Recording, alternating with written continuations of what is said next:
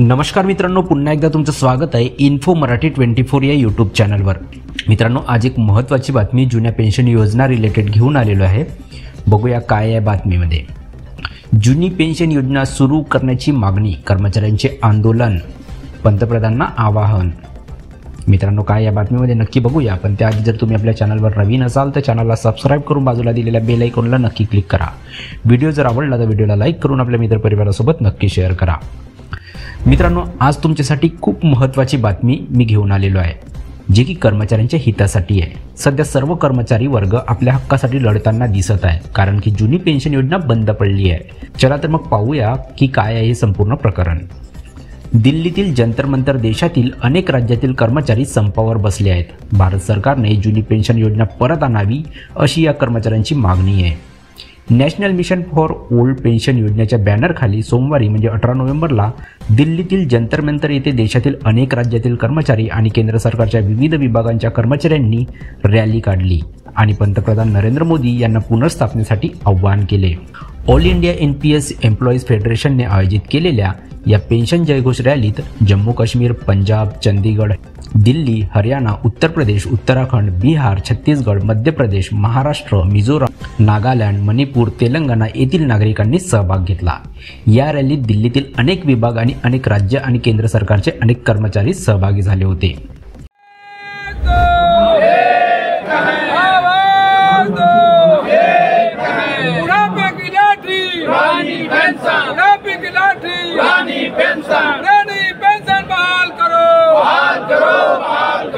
जो सरकार निकम्मी है, वो सरकार बदलनी है। आवाज दो, आवाज दो, रानी पेंशन लेकर रहेंगे, लेके रहेंगे, लेके रहेंगे, रानी पेंशन लेकर रहेंगे, लेके रहेंगे, लेके रहेंगे। आवाज दो,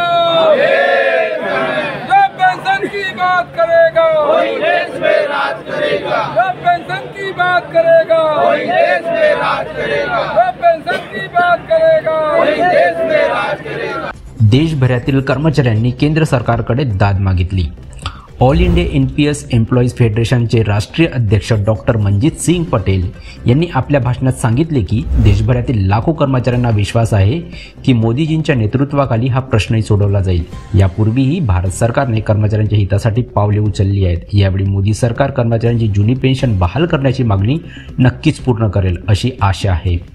पटेल पुढे म्हणाले की आमचे आंदोलन बिगर राजकीय आहे। आम्ही कोणत्याही पक्षाचे समर्थक नाही। आमची मागणी भाजप किंवा काँग्रेसची नाही तर भारत सरकारची आहे। कामगार संपावर OPSच्या पुनर्स्थापनेच्या समर्थनार्थ युक्तिवाद करताना पटेल पुढे म्हणाले, जेव्हा भारत सरकार NPS कर्मचाऱ्यांना सेवेदरम्यान मृत्यू किंवा अपंगत्व आल्या जुन्या पेन्शनच्या पर्याय निवडण्याची तरतूद करू शकते, तेव्हा त्याच पर्यायाची तरतूद आहे। निवृत्तीसाठी VRS अनिवार्य आणि निवृत्तीनंतर का देता येत नाही? या तरतुदीमुळे कर्मचाऱ्यांना त्यांचे योगदान GPF सारख्या व्याजासह आणि त्यांचे जुने पेन्शन देखील परत मिळेल। याशिवाय संपूर्ण नोकरी दरम्यान दिलेले सरकारी योगदानही व्याजासह सरकारकडे परत जाईल।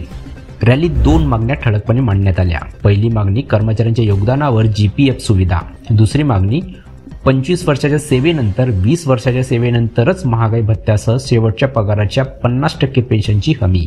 मित्रांनो, कशी वाटली? जर बातमी कामाची आणि महत्त्वाची वाटली असेल तर आपल्या मित्रपरिवारासोबत नक्की शेअर करा आणि आमच्या चॅनलवर नवीन असाल तर चॅनलला सबस्क्राइब करून बाजूला दिलेल्या बेल आयकॉनला नक्की क्लिक करा। व्हिडिओ बघितल्याबद्दल खूप खूप धन्यवाद।